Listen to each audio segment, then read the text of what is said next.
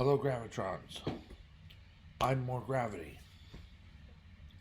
Let's play chess.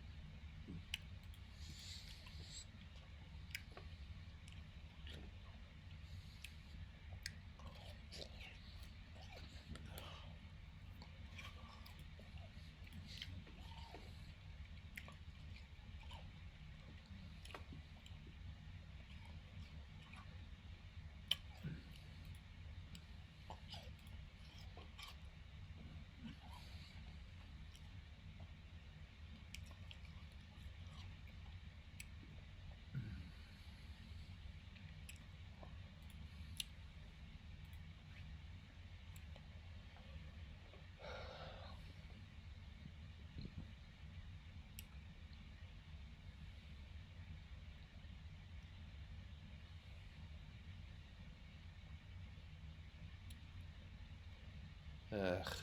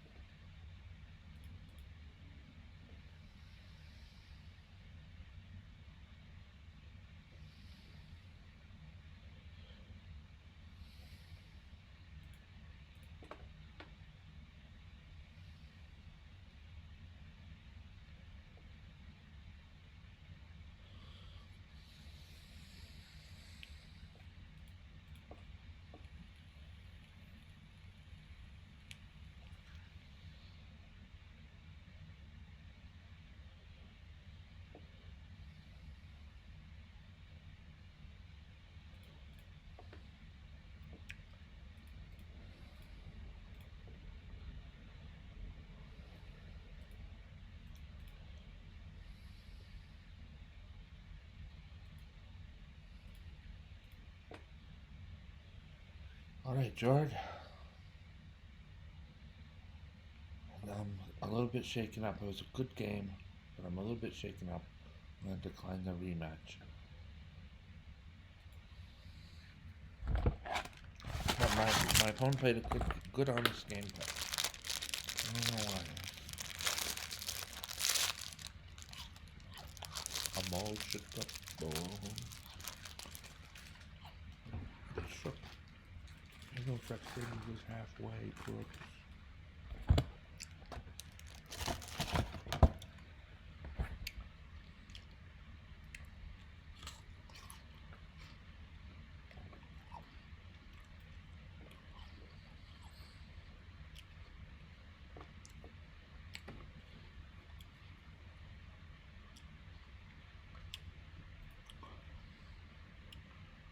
Right. So, the story of the game was this early blunder cost me a piece. My opponent pounced on the correct move here. But before we get to that, let's go to the beginning and go. Um, I'll pause it often. The three knights game. Usually black plays knight f6 here, but d6 is a slow way to play solidly as well. And it's also within book. I see this. I've come across this position before, and I like to play pawn to d4. Open things up right away in the middle.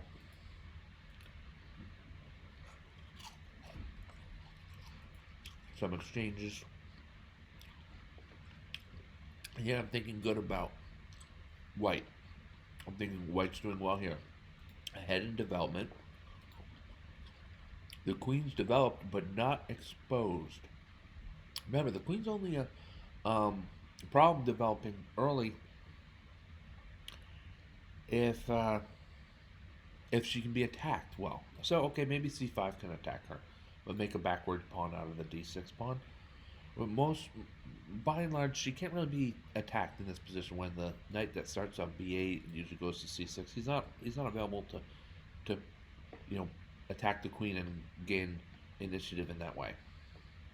So I'm fine with the queen being at d4. The knight's where he belongs, and I have my pawn staking a claim in the center, and I'm ready to start some natural development. What's more natural than bishop c4? Here, though, you would consider this is a great position for flexibility. White can demonstrate flexibility in this position. Play bishop to e2 on one game, bishop to d3 on another game, bishop to c4 on another game, and bishop to b5 on yet another. This bishop has almost any of his available moves as viable, decent, good moves. Not only that, we have perhaps the opportunity of bishop g5, even if it can be met, but not getting quite that far into this. Bishop to g5 for the c1 bishop, bishop to f4, bishop to e3 even makes sense, and bishop to d2 makes sense so long as you're comfortable with where your queen is, and definitely so. So this is a flexible position. And what else do we find here? Knight to d5. No reason not to. Transfer the knight to the king side. I think you have enough time with knight to e2 and then knight to g3. Just a very, very good flexible position for white to establish early on. You would even see here moves like h3, simply preventing minor pieces. No black minor pieces on g4. That restricts black a little bit. I think those are the major options. But look at that. That's a lot of major options. Oh, how about push pawn to e5? Yeah, there's nothing wrong with pawn to e5 either. You could sacrifice the pawn if you like playing queenless games.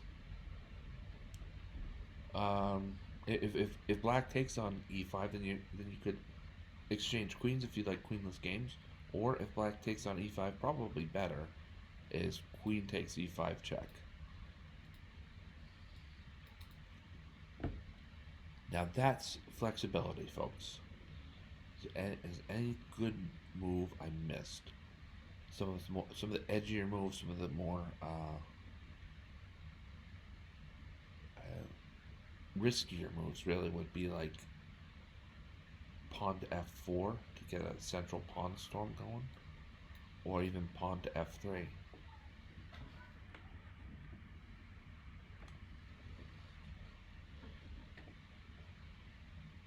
Alright, just there's a huge flexibility in White's game here.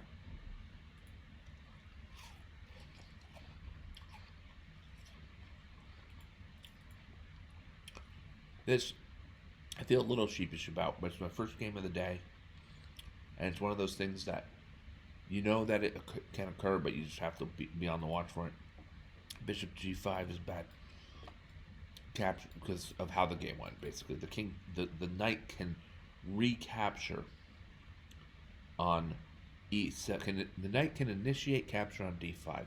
When I capture on e7, he can recapture on e7 while also escaping attack. So black will be up a full piece here. Whoops. That kind of blunder kind of hurts, but I played on and was able to struggle a win out of it. Those types of blunders usually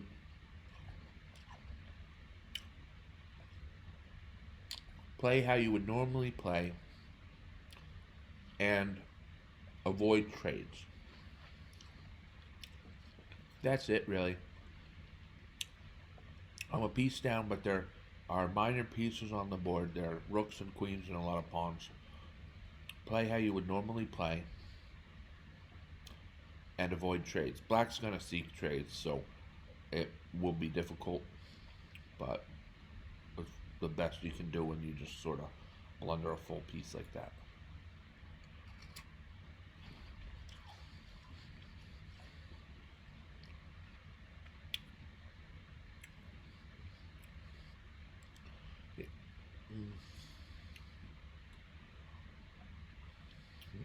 White's trying to get this trap going, and that's right around here.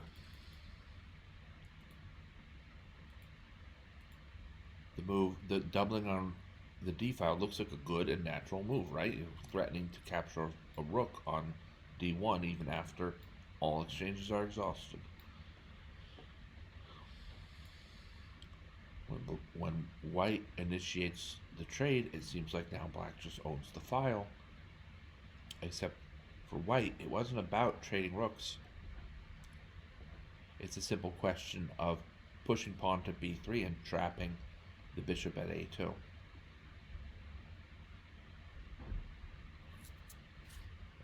This is thematic.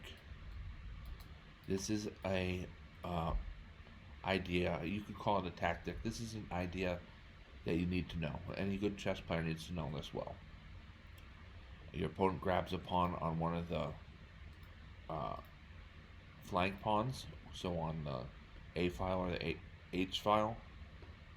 Always wonder if maybe you can trap that with a bishop.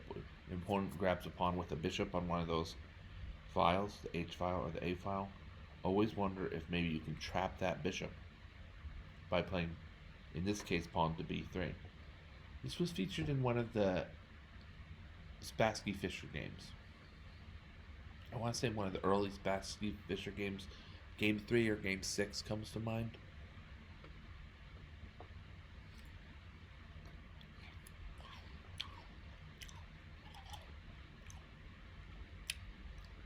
Now rook to c2 is smart.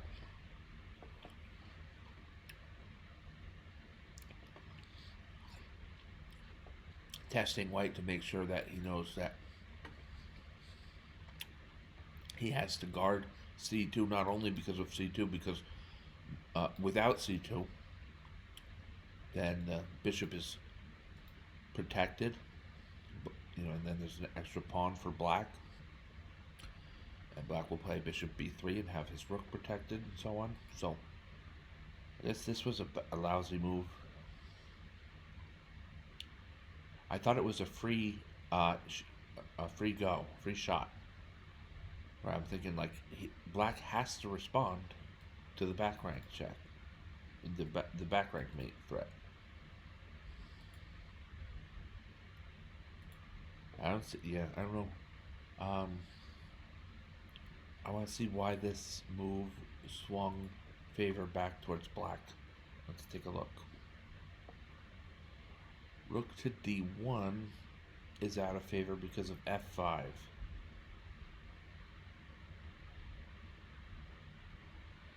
Aha. So here, let's play it out in practice.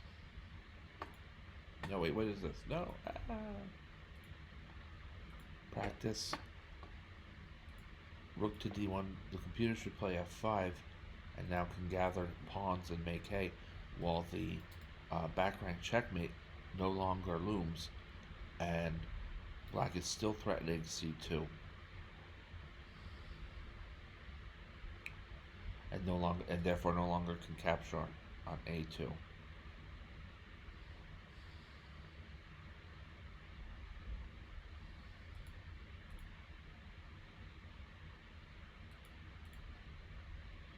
See, so Black will have the better of the material at the end of all this. Alright, so that was an oversight.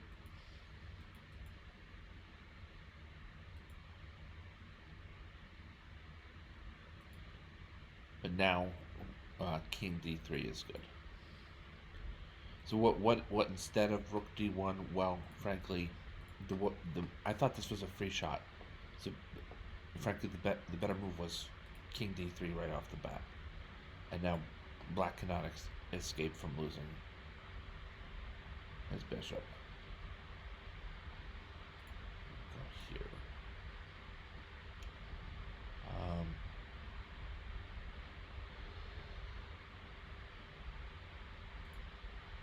Rook a1 might be slightly better.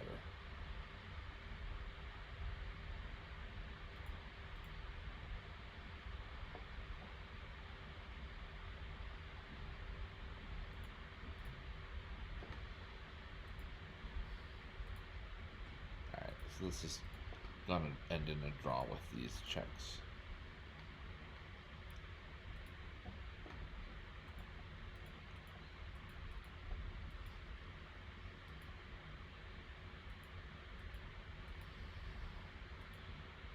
White takes time. He's gonna get over to the queen side to capture the bishop. Bishop's now gone, and Black's queenside majority should probably spell the end of this. I think there was a mistake soon enough with f5. Yeah. So now Black still has to contend with the h pawn, slowing down the advance towards promotion, right? So I capture this pawn on f5. Yes. So there's few important things at play. One is the decoy. White can afford to decoy one of these two passed pawns, and the other is that these two pawns, if Black has a lot of time, if these pawns are off the board or something, but then yeah, each year they can make those pawns force a passed pawn on the king side.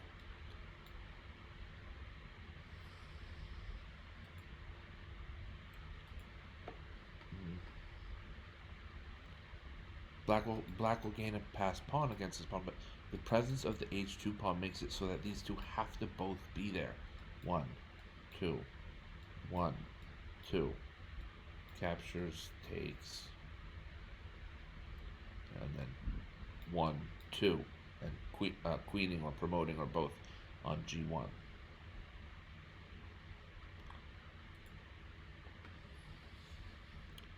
I played correctly here to preserve my passed pawn rather than get worried about the a6 pawn. The a6 pawn is not fast enough. I played the best move here with queen g8, but I mean even short of that, queen a8 is good, and queen to c1 is good.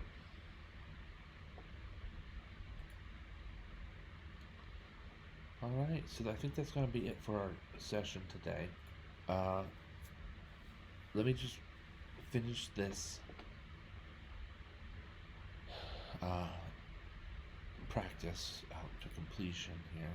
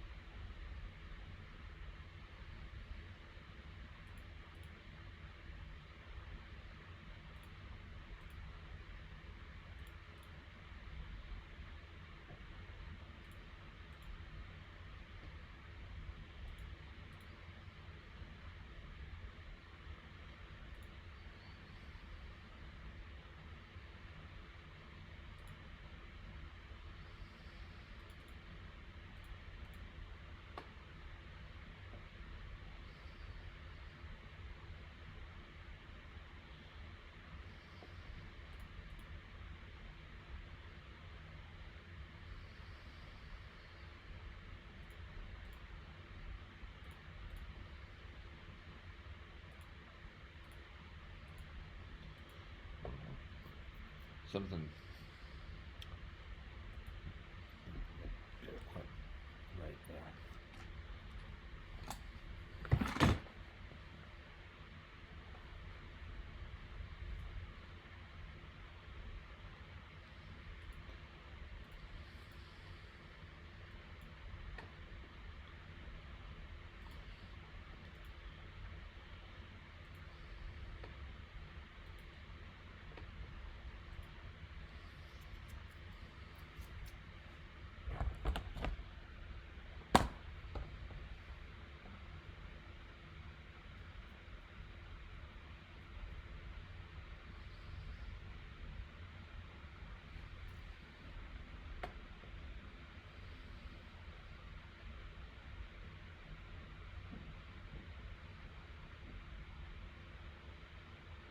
All right.